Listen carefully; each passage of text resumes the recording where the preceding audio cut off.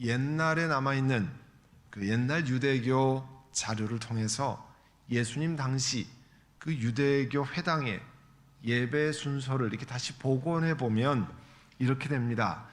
예배에 이 모인 회중들이 시작할 때 신명기 6장 4절에서 9절까지 우리가 보통 쉐마라고 하는 그것을 암송하면서 시작을 합니다.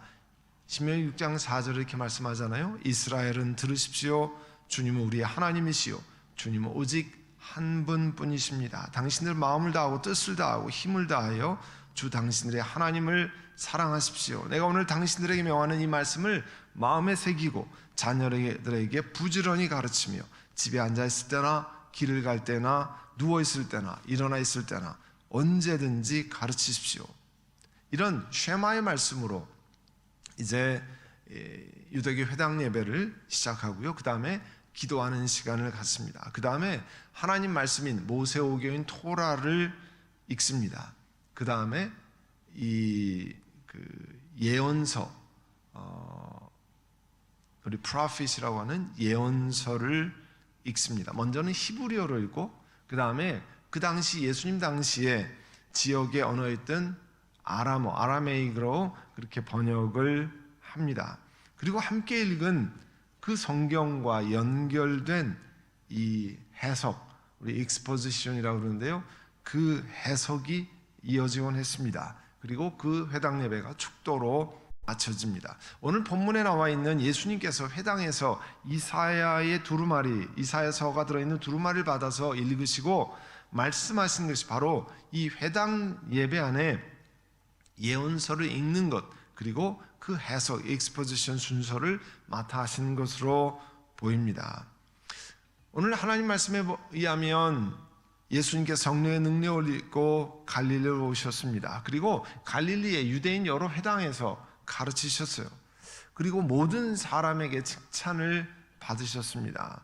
예수님이 자라나신 나사렛에 오시기 전에 갈릴리 호수 북쪽에 보면 가버나움이라고 하는 그런 마을이 있습니다. 거기에서 여러 가지 치유 사역을 하셨던 것으로 보입니다. 근데 각 지역의 이 회당, 시나고그에는 책임자인 회당장이 있는데요. 이 회당장이 당시 이제 갈리 지방에서 예수님이 이름이 나기 시작하니까 그 예수님에게 성경 말씀의 해석을 해달라고 부탁을 한 것으로 보입니다. 당시 회당의 책임자들은 훌륭한 랍비나 교사가 오면 백성들에게 말하는 것을 이렇게 허락할 수 있었거든요. 예수님께서 이사야가 들어있는 두루마리를 건네받아서 이사야서 61장 1절 2절의 말씀을 읽으셨습니다. 그리고 누가복음, 이제 우리가 읽는 지금 누가복음 4장 18절 19절 보면 주님의 영이 내게 내리셨다. 주님께서 내게 기름을 부으셔서 가난한 사람에게 기쁜 소식을 전하게 하셨다. 주님께서 나를 보내셔서 포로된 사람에게 해방을 선포하고 눈먼 사람들에게 눈뜸을 선포하고 억눌린 사람들을 풀어주고 19절에 주님의 은혜를 선포하게 하셨다.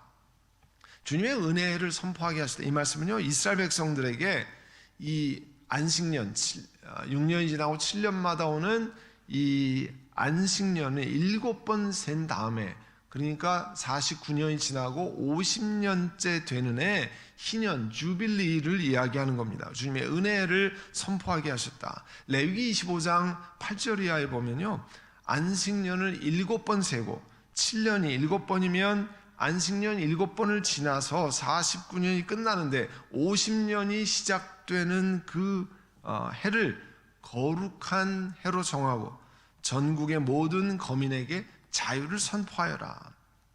그런 말씀이 있습니다. 그때는 너희가 유산 받은 땅으로 돌아가고 저마다 가족으로 돌아가는 해이다. 이 무슨 말이냐면요, 이 50년째가 되면, 희년이 되면 가난 때문에 이제 팔아버린 그 땅이 원주인에게로 돌아가고, 또 이 돈이 없어서 종으로 팔렸던 사람이 종에서 해방되는 것을 의미했습니다. 그리고 이 주빌리라고 하는 희년은 종말론적으로 얘기하면 나중에 메시아의 시대가 돌아와서 모든 것이 해방된다고 하는 것을 말씀하고 있습니다. 예수님이 이 말씀을 통해서요, 그 하나님의 영이 임한 당신께서 어떤 사람을 대상으로 사역할 것인가를 설명하십니다. 18절에 보시면 주님의 영이, 성령이 내게 내리셨는데 주님께서 내게 기름을 부으셔서 가난한 사람에게 기쁜 소식을 전하게 하셨다.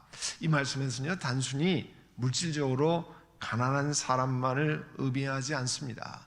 하나님의 자비를 얻기 위해서 하나님을 향해 마음이 열린 사람을 가난한 사람이라 이렇게 표현했습니다. 우리 인생은 어떤 상황을 맞을 때 마음이 열립니까?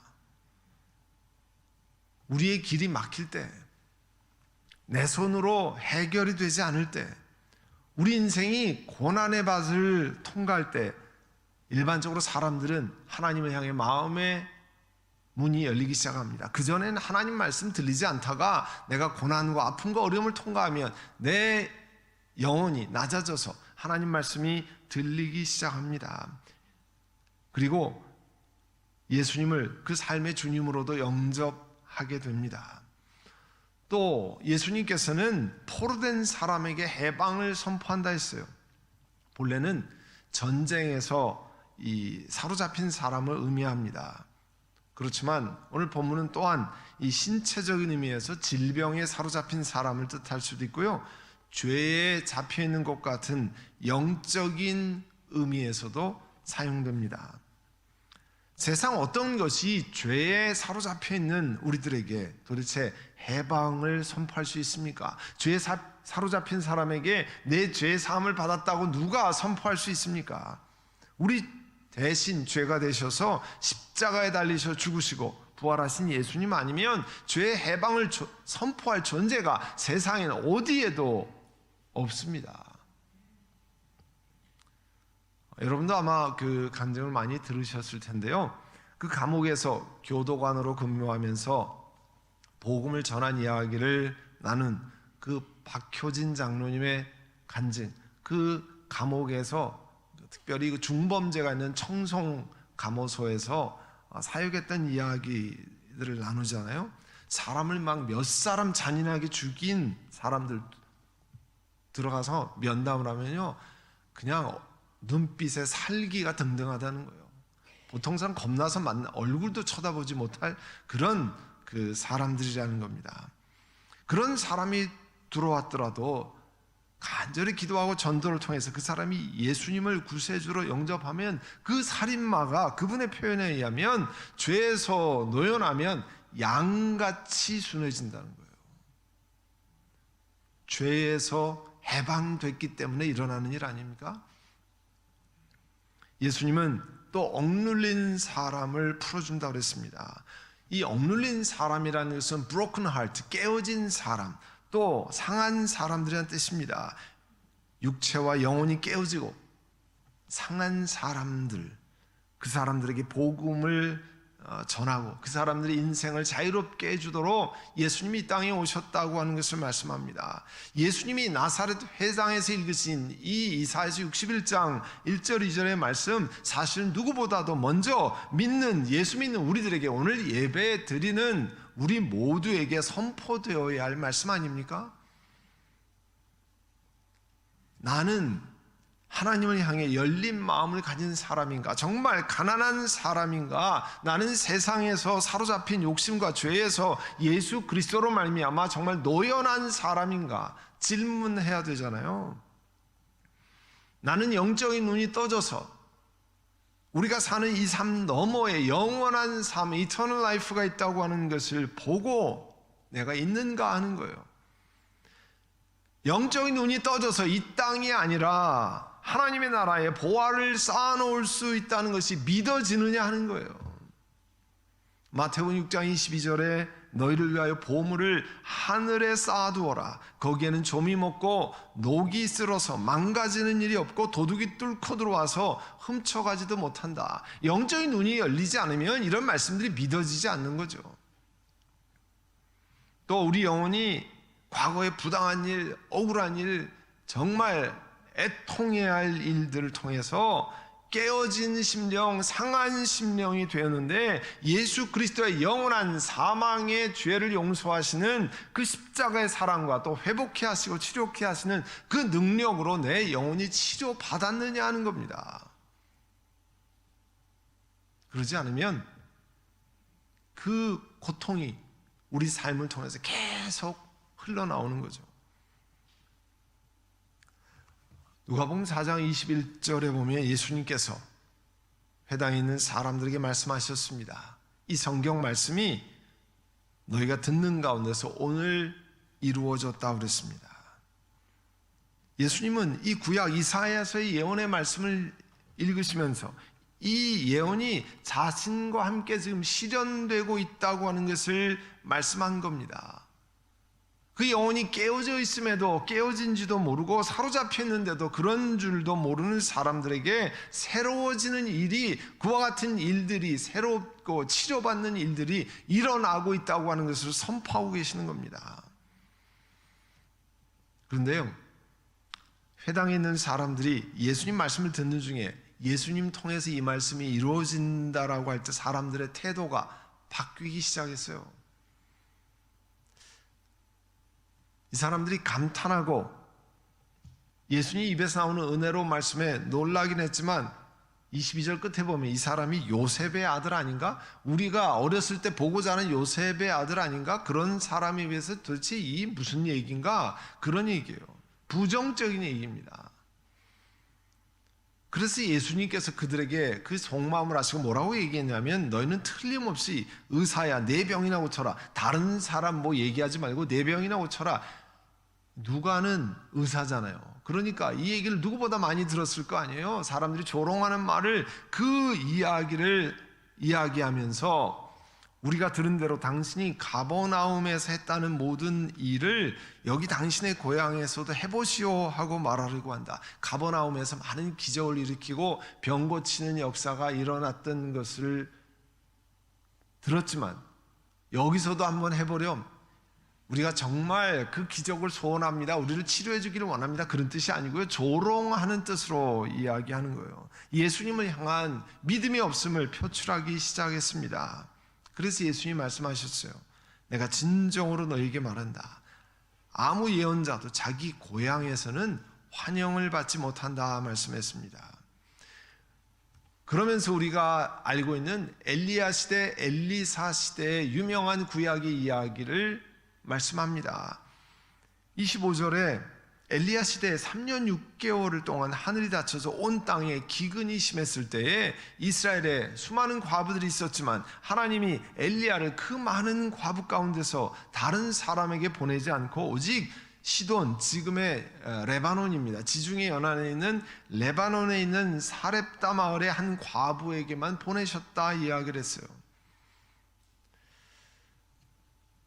또 엘리사 시대에는 이스라엘에 이 한센인 나병 환자가 많이 있었는데 그들 가운데 아무도 고침받지 못하고 이방인이었던 시리아 사람 나만만이 고침을 받아서 이 얘기를 전했습니다. 이 시돈의 사렙다 과부, 구약엔 또 사르밧 과부라 같은 그 얘기인데요. 그 과부에게 보내진 엘리야 이야기를 소개합니다. 열왕기상 17장 8절에 의하면 계속된 가뭄으로 시냇가까지 다 말라버려요. 이제 시냇가까지 다 말라버렸다는 얘기는 먹을 물도 없고 먹을 게 도무지 없다는 거잖아요. 그때 하나님께서 엘리야 선지자에게 시돈에 있는 사르밧으로 사렙다로 가서 거기에서 지내라. 그리고 내가 그곳에 한 홀로 된 여인이 있는데 그 사람에게 명해서 내게 먹을 것을 주도록 일러 두었다 말씀합니다. 이 사르밧이라고 하는 곳은요, 원래 이세벨의 아버지 엣바알, 우상 숭배로 통치하던 우상 바알 숭배의 본거지입니다. 그러니까 하나님을 섬기기로 작정한 사람이 바알 숭배 본거지로 간다. 그건 있을 수 없는 얘기죠. 순종하기 어려운 내용입니다. 이 엘리야가 들은 얘기는 또 이 과부라고 하는 것이 이스라엘 사회에서 고아, 외국인, 레위 사람 이런 사람과 더불어 사회 빈민층이었습니다. 그런데 그 하필 도움받을 사람이 없어서 가장 빈민층인 그 과부에게 도움을 받아야 할 처지가 된다고 하는 것, 사실은 선지자 엘리야에게 참 순종하기 어려운 일이에요. 하나님 말씀 아니면 이 바알 숭배 본거지였던 사르밧으로, 그리고 가장 어려운 사람에게 도움받는 것으로 가지 않았을 겁니다. 그러나 하나님 말씀이 있기 때문에 그곳으로 간 거죠. 그래서 사르밧으로 가서 그 여인을 만났는데 마실 물을 좀 한 그릇만 떠다 주십시오. 그리고 먹을 것도 좀 주십시오. 이야기했습니다. 그 여인이 뭐라고 대답했냐면, 어른께 섬기시는 하나님께 살아계심을 두고 맹세합니다. 저에게는 빵 한 조각도 없습니다. 제게 있는 거라고는 뒤주에 물가루 한 줌 정도, 그리고 병에 기름 몇 방울이 남아 있습니다. 그리고 지금 땔감을 주고 있는데 이 땔감 가지고 이제 저와 아들이 죽기 전에 마지막으로 그 남아 있는 것으로 한 줌 밀가루와 기름 몇 방울로, 그리고 이 나뭇가지로 떼서 빵을 만들어서 먹고 죽으려고 합니다. 엘리야 선지자가 뭐라고 얘기했냐면, 방금 말한 대로 하십시오. 그러나 음식을 만들어서 우선 나에게 먼저 가지고 오십시오. 그 뒤에 그대와 아들이 먹을 음식을 만들도록 하십시오. 보통 사람 같았으면, 여러분, 아무리 선지자라도 우리 보통 그러잖아요. 벼룩이 간을 빼먹지. 예? 거기다가 지금 마지막 먹고 죽겠다 그러는데 그걸 나한테 가져오라. 그렇게 저는 못할 것 같습니다만, 하나님 말씀이 임했기 때문에 그렇게 전하는 거죠. 그리고 중요한 것은요, 그거 먹고 딱 그렇게 먹을 것밖에 없다는데, 그 다음에 하나님 말씀에 의해서 그 다음에 당신과 아들이 먹을 음식을 만들도록 하십시오. 이 사람의 계산으로 나오지 않는 이야기를 한 겁니다. 하나님의 약속을 선포했습니다. 그 여인이 엘리야의 말대로, 사실 믿음이 아니면 그 말이 믿겨지지 않는 그런 사람인데, 그 말대로 가서 그렇게 했습니다. 그리고 그 여인과 엘리야와 그 여인의 식구가 여러 날 동안 계속 먹었는데 한 움큼밖에 없는 뒤주의 밀가루가 떨어지지 않고, 병의 기름도 몇 방울밖에 남지 않았던 병의 기름이 마르지 않았다는 거예요. 하나님이 뭐라고 말씀하냐면, 하나님께서 엘리야를 시켜서 하신 주님의 말씀대로 되었다는 거예요. 하나님은 믿음으로 응답한 엘리야와 그 과부 가정에 신실하게 매일 때를 따라서 공급해 주셨습니다. 그 필요를 채워주셨습니다. 그거를 지금 예수님께서 믿지 않으려고 하는 나사렛 회당에 나와 있는 사람들에게 이야기하는 거예요. 그뿐이 아니죠.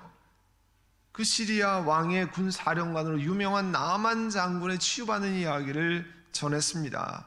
열왕기하 5장에 보면 그 나만은 시리아 왕이 아끼는 큰 사령관이었습니다. 그런데 이 한센인병에 걸리고 맙니다.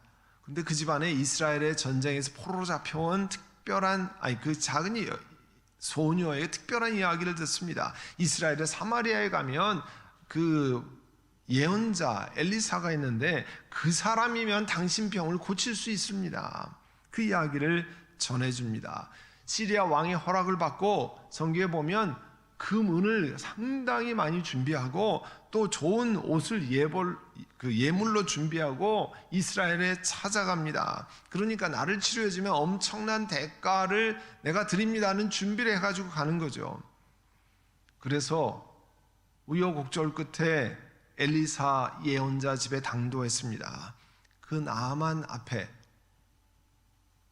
자기가 보기엔 아무것도 아닌 사환이라는 사람이 떡 나오더니 가서 요단강에 가서 7번 씻으십시오. 그러면 깨끗해질 겁니다. 그런 이야기를 듣고 나만이 화가 불같이 났습니다. 아니 나같이 그 사람의 지체가 있잖아요. 총사령관 국방부 장관, 지금으로 말하면 아니면 뭐 합참의장 뭐 이 정도 되겠죠. 그런 지체 높은, 거기다가 강대국인 시리아에서 왔는데 적어도 그러면 그 당사자가 나와서 나를 정중히 맞이하고 하나님의 이름을 부르고 내 아픈 곳에 손을 얹고 나병을 고쳐주어야 하지 않겠는가.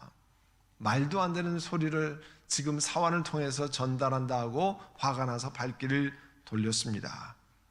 그렇지만 그 부하들이 설득해서 하나님의 사람이 시킨 대로 결국 이 나만이 요단강에 가서 7번 씻습니다. 그리고 기적을 경험했습니다. 그 살결이 어린아이의 살결처럼 깨끗하게 되었다 그랬습니다. 지금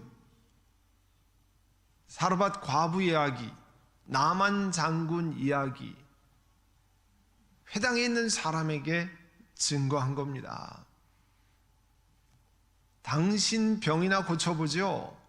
아니 저기 가버나움에서 기적을 베풀었다는데 그거나 한번 해보죠. 조롱하는 투로 이야기하고 그런 마음을 가진 사람에게 이제 하나님 앞에 믿음으로 응답한 사람들에게 어떤 역사가 일어났는지를 설명하고 있습니다. 이 얘기를 듣고요, 이 유대인들이 화가 잔뜩 났다고 그랬어요. 28절에 보면. 왜냐하면 자기들은 선민이라고 생각했는데, 아니 하나님의 구원이, 하나님의 치유함이, 하나님의 기적이 자기들에게 임하지 않고 자기들이 개 돼지 취급을 하는 이방인에게 일어난다는 이야기를 듣고 사람들이 격분했습니다.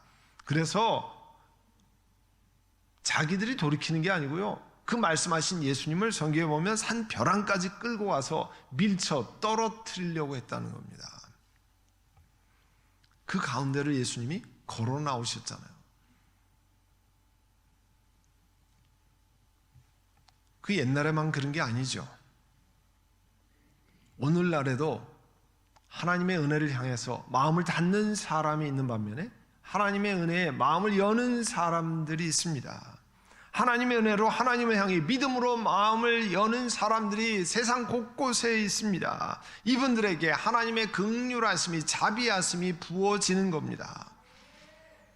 이분들에게 마음을 닫고 교만한 심령으로 살아가는 사람은 전혀 경험할 수 없는 하나님의 기적의 역사가 그 사람들 사이에 임하는 겁니다. 오늘 그래서 예수님이 내게 가난한 사람에게, 불쌍한 사람에게, 억눌려 있는 사람에게, 보이지 않는 사람에게 생명의 은혜를 전하겠다, 마음을 열고 하나님의 성령의 역사를 바라보는 사람에게 그 생명의 역사가 이루어진다고 하는 것을 선포하고 있습니다. 사랑하는 성도 여러분, 이제 부활의 소망을 가지고 사는 사람들, 우리가 이 땅에 어려운 일 많습니다. 힘든 일 많이 만납니다. 여러분 그때마다 기억할 것은 기도해야 합니다. 하나님의 은혜가 우리를 사로잡게 하옵소서. 하나님의 은혜가 나를 사로잡게 하시옵소서. 성령의 능력이 나를 사로잡기를 원합니다. 그래서 성령의 역사에 우리의 마음을 여소서 열게 해주시옵소서. 그렇게 기도해야 합니다.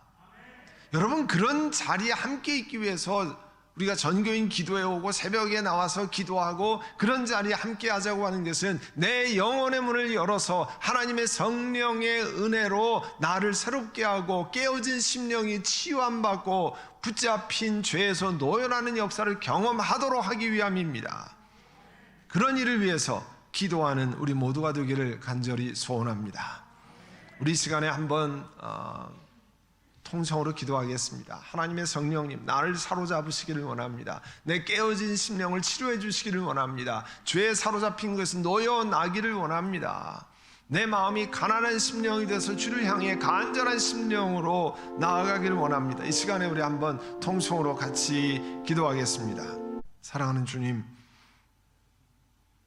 하나님의 생명의 성령이 우리 가운데 임재하셔서 이제 성령 하나님께서 우리 영혼 가운데 하나님의 생명을 경험하는 은혜를 허락해 주시기를 원합니다. 우리 심령이 가난하되어서 생명의 소식을 듣게 하시고 또한 우리 사로잡혀 있는 우리 영혼이 노연함을 받기를 원합니다. 사랑하는 주님이 영혼의 눈이 떠지기를 원하고, 아버지 우리 깨어진 심령이 치유되기를 원합니다. 하나님의 생명의 은혜가 우리 가운데 함께하게 하시고 믿음으로 응답하고 하나님이 주신 말씀을 믿음으로 아멘으로 받아들이고 살아갈 때 하나님의 놀라운 역사가 우리 삶의 일터에, 가정에, 우리 자손들에게 일어나게 하여 주옵소서. 그런 부활의 소망을 가지고 이 땅을 살아가는 우리 한 분 한 분 되게 하옵소서. 예수님의 이름으로 기도드립니다. 아멘.